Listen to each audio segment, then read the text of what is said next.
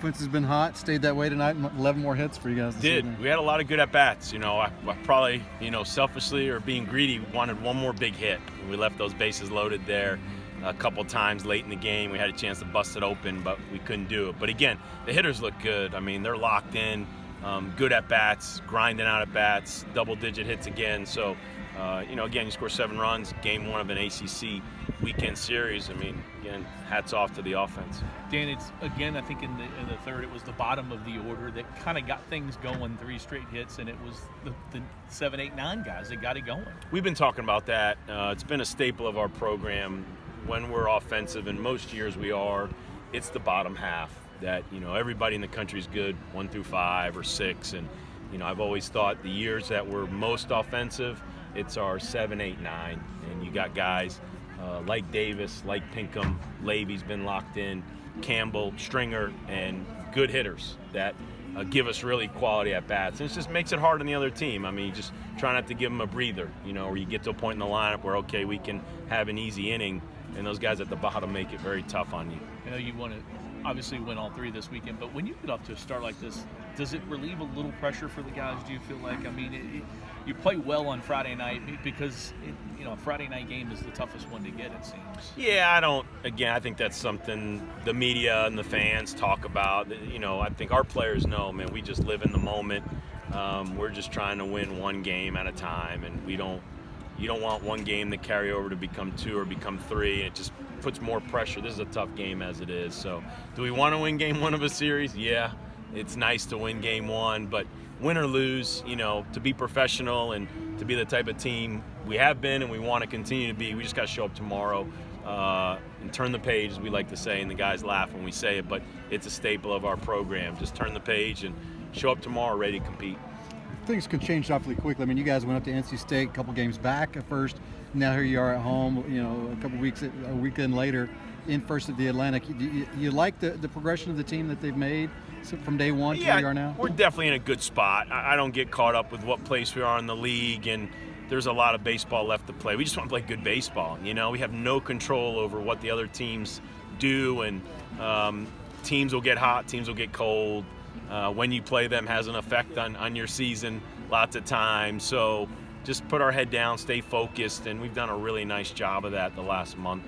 Maybe not the best stuff from Reed tonight, but still competed and got you what you needed to get. And then Brian got a huge out there in the 6th. And Brian did that at NC State as well. Hats off to our bullpen, Hoeing and Kirian.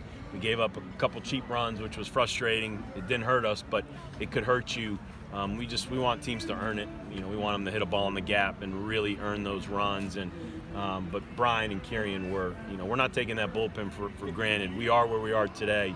You got to have great starting pitching, but we've been really pleased with our bullpen, and Hoeing has settled into that role like he did last year. He's really comfortable there, and of course Kirian and McAveen at the back end. But for a weekend series, you got to have Elliott and Poland and all the other guys that have been throwing well. Ben Ellis went hitless today, but he's been on a heck of a streak. What has made him so more effective at the plate recently? Just getting comfortable. Yeah. Freshman year is you got to make adjustments. These kids aren't used to struggling. They're not used to the scouting reports, the talent of the pitchers they're facing. In usually young guys' defense, being in and out of the lineup is something they're not used to. They try too hard, which could backfire on them. Alex is very professional. He works hard, and when he got a chance to play on a day-to-day basis, and he earned that right. You got to earn that right to play every day. You got to make all the plays and make some nice plays and help the lineup, and that's what he was doing. He didn't have a lot of sexy numbers to show, but he was competing, and so he just kept earning the right to play, and then before you know it, boy, he locks in, and the last month, like our offense, he's been really good. And Logan tonight, you mentioned the offense, but he was locked in with 4 RBIs tonight. I think it's a season high for him. He's kind of hitting his stride, is he not? He's been great. He's never really, the expectations are so high for him, and he puts a lot of pressure on himself. And we talk about, man, just trust your ability. And if you're going to walk 3 times in a game, hey, that's great for the lineup walk. If you're going to, get 1 hit in a game, make it a big one. And it's more than, it's not just the hits, it's the presence. It's what he does in the middle of our lineup. And I would think now he should know more than ever it's not all on his shoulders. He might have felt like that the first half of the year, but now that all the other guys are going, and you got a young Benellis, and you got Britton and Oriente and all these other guys, he should just enjoy, compete, and help the lineup. In the beginning of the season, you threw out a bunch of lineups in an attempt to get a little bit more production out of the bottom of the lineup.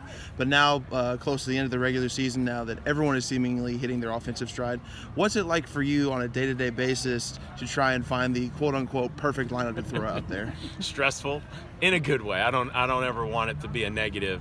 It's a blessing that we have so many good hitters, and I just got to remind them how good they are when you're in the lineup, and even when you're not in our lineup.